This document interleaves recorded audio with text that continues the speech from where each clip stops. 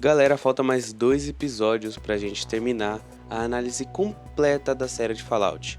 Eu tô amando fazer essas análises pra você e eu espero muito que você também esteja gostando delas. Se você ficou interessado no universo de Fallout, eu tenho muitos, mas muitos outros vídeos no meu canal falando sobre as facções, as criaturas que aparecem na série.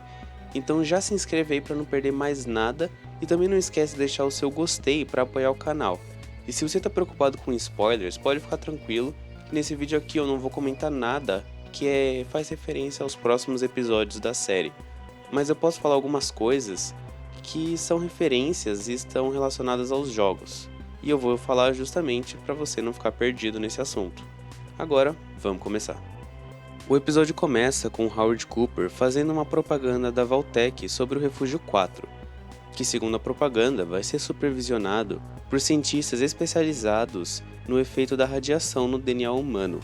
E depois da propaganda, o Cooper conhece um homem chamado Bud Askins, o supervisor de operações da Vault-Tec no sul da Califórnia, que veio recentemente para a Vault-Tec. Antigamente ele trabalhava para a WestTech, que é uma empresa do setor de defesa que projetou as armaduras T-45. O Bud fala que supervisionou o lançamento e que mesmo com as falhas de design ridículas, elas estavam lindas. E o Cooper fala que ele usou a armadura durante a guerra contra os comunistas no Alasca, e que essas falhas de design custaram a vida de muitas pessoas. O Bud então responde que gestão de produtos nunca foi muito forte dele, e agora ele está mais focado no RH e no P&D. E ele entra num papo corporativo que o Cooper claramente não está nem um pouco interessado, e ele fala sobre a melhor arma para destruir a sua concorrência, que não é vender mais, não é ser mais esperto, mas sim o tempo. E ele completa dizendo que o futuro da humanidade se resume a uma palavra: gestão. O Cooper dá uma fugida do Bud e vai falar com a mulher dele, e descobre já que naquele mesmo dia, naquela mesma noite, vai rolar uma festa de encerramento na própria casa dele. E durante a festa, a gente consegue ouvir uma conversa de fundo falando sobre como as negociações em Anchorage estão impactando muito as pré-vendas, e eles precisam levar esse assunto até Washington.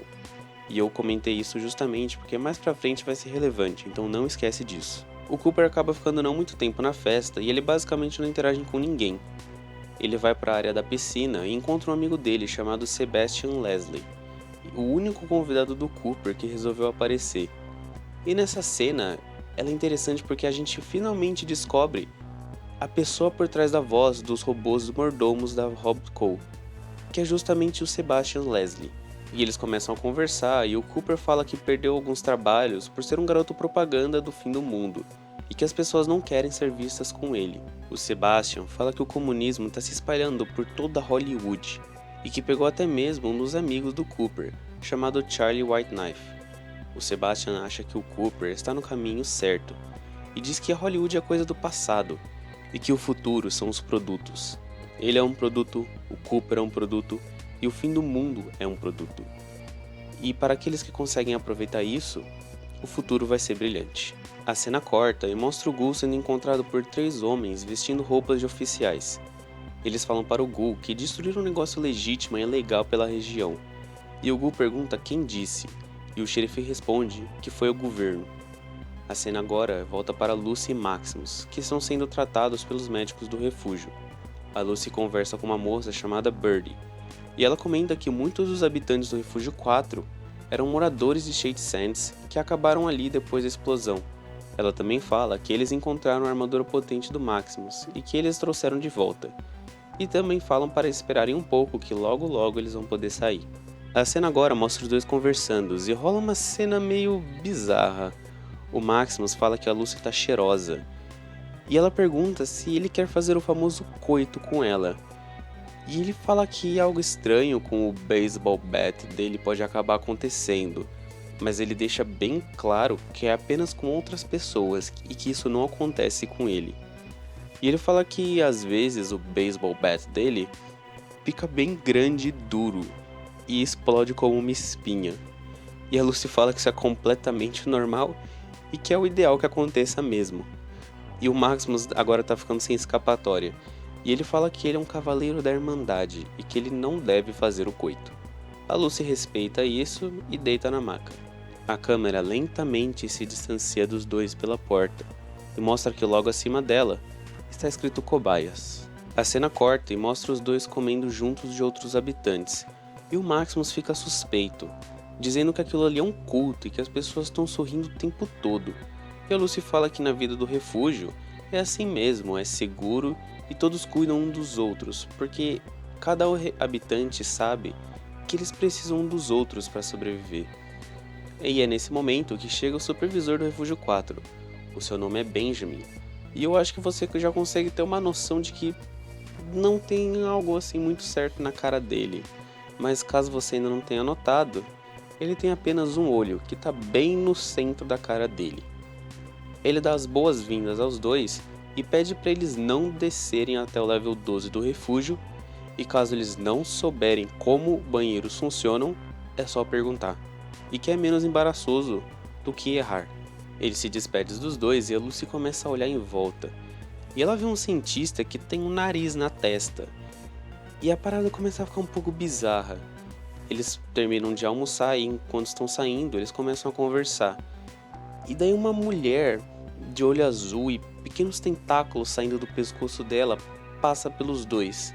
E não tem como não notar que aquilo ali com certeza não é algo normal e que é uma mutação. A cena corta e mostra o Cooper com sua mulher na hidromassagem. E ele fala que às vezes ele pensa em sair do showbiz e comprar um rancho para ele e para sua família, para assim ele conseguir viver a vida de um cowboy de verdade. A esposa dele, chamada Barba, ri e sai da banheira. Ela pega um Pip Boy, o Cooper começa a encarar e ela nota isso. Ele parece meio incomodado com o fato dela usar isso. Ela diz que o Bud Askins se integrou com a Rob Cole e a Vault-Tec vai começar a integrar os Pip Boys como sistema de mensagens da Vault-Tec. Ele ainda parece incomodado e diz que não sabe por que ela escolhe trabalhar com os babacas da Vault-Tec. E ela diz que ela precisa desse emprego para garantir a vaga deles em um refúgio. E ele responde que eles têm dinheiro, eles são muito ricos e que eles podem comprar a vaga deles.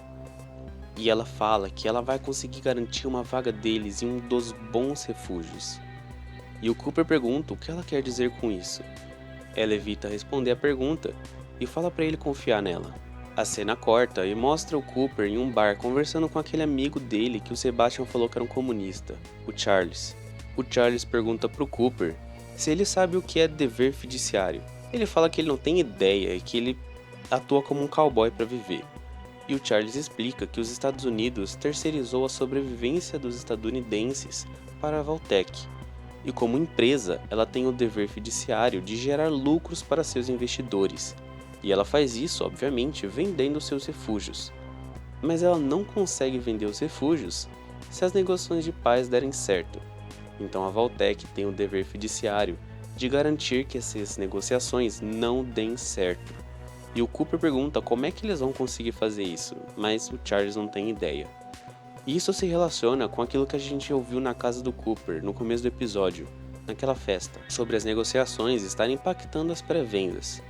O Charles então fala que o Cooper deveria aparecer numa reunião deles e entrega um convite, dizendo que ele deve saber a verdade sobre a empresa em que a esposa dele trabalha, e que isso vai ser pelo bem dela.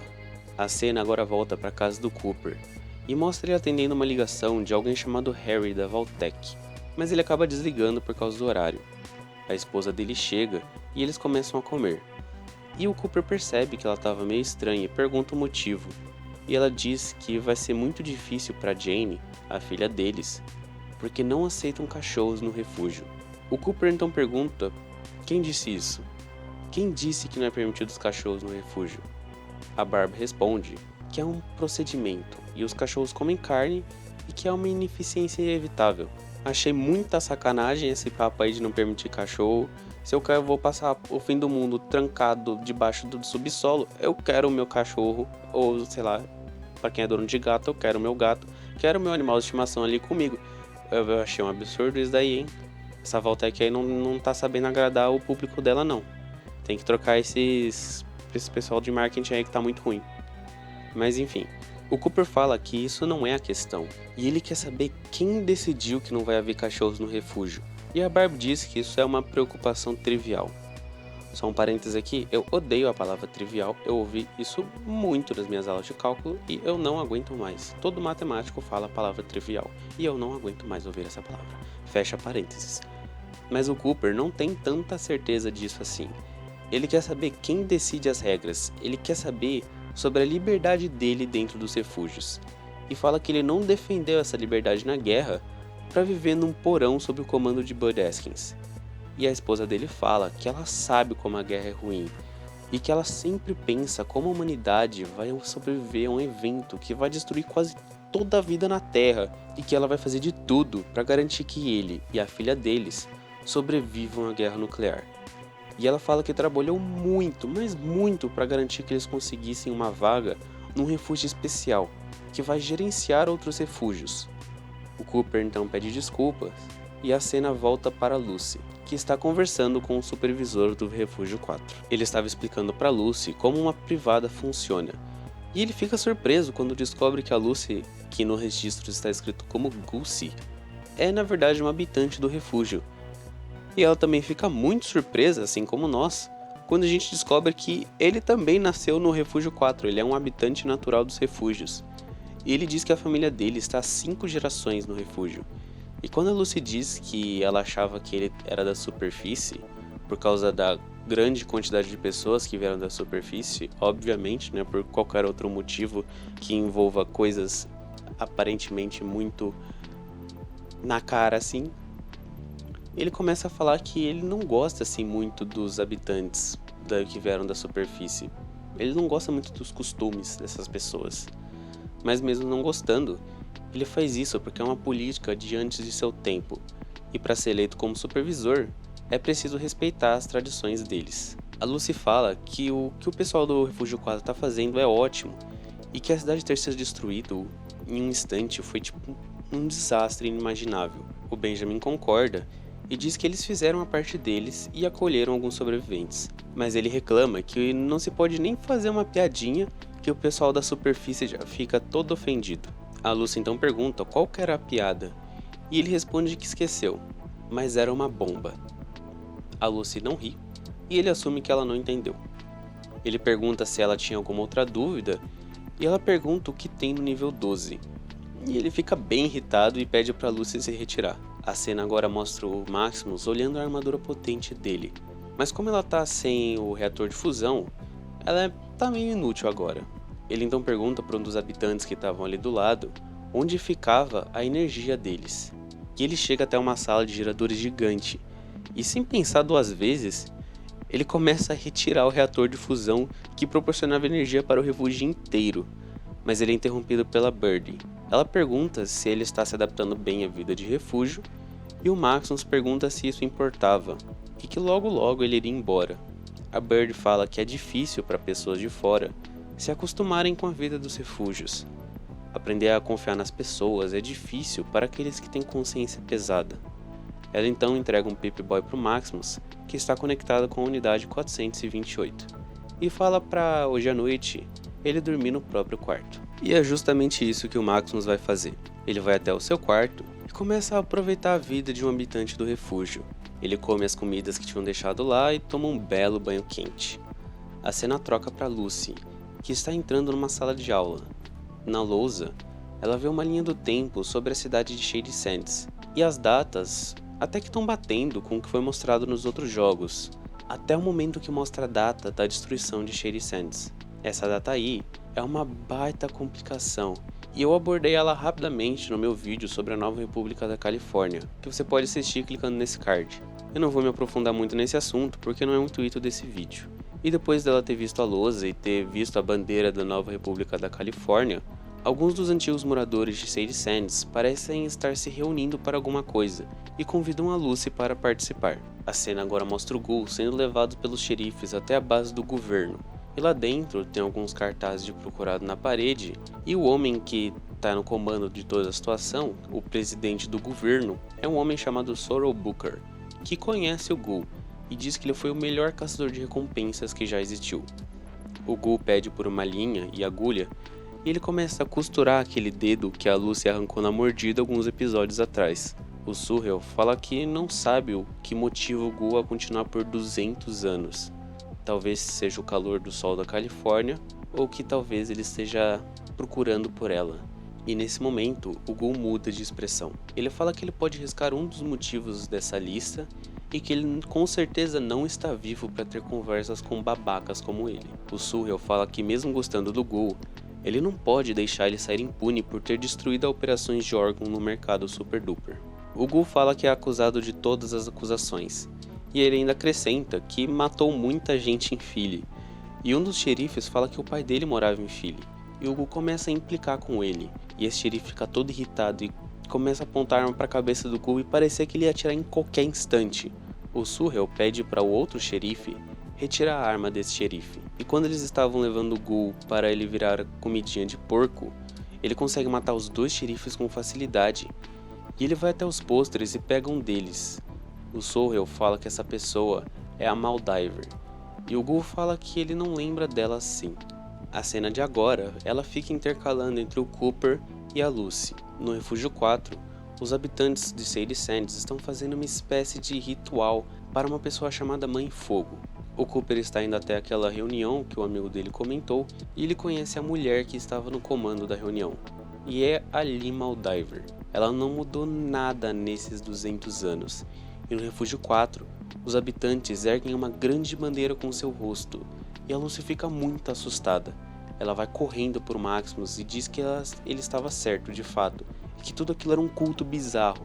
Mas o Maximus já estava aproveitando a vida dele de um refúgio e não fez muito alvoroço com o que a Lucy disse. Ela então decide que ela vai provar para ele que algo está de errado e decide descer até o level 12. A Lucy encontra um laboratório de experimentos e em uma das janelas aparece um glutão morto. Ela encontra uma fita cassete e assiste um vídeo de uma mulher parindo vários glutões que começam a devorar o corpo dela. Ela avança mais para fundo do laboratório e encontra várias cápsulas com mulheres grávidas em hibernação.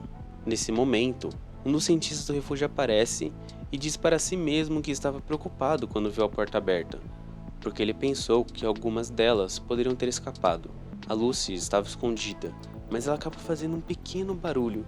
O cientista nem vai checar o barulho, ele corre e aciona um alarme, além de pegar uma arma de contenção das espécimes. A Lucy acaba sendo vista por esse cientista, que parece não reagir quando vê a Lucy, mas ela reage, joga um frasco de ácido no rosto dele e tenta fugir. Mas vários habitantes do refúgio aparecem e conseguem capturar ela. Enquanto tudo isso acontecia, o Maximus estava vendo um loop infinito de uma cachoeira. E assim termina o 6º episódio da série de Fallout. Comenta aí embaixo o que você está achando da série até agora e não esquece também de deixar o seu gostei e de se inscrever para não perder mais nenhum conteúdo novo de Fallout. Aqui na direita você encontra uma playlist com todos os meus vídeos de Fallout e logo abaixo dela está o meu vídeo de Fallout mais recente. Eu espero muito mesmo que você tenha gostado e eu vejo você no próximo vídeo, andarilho.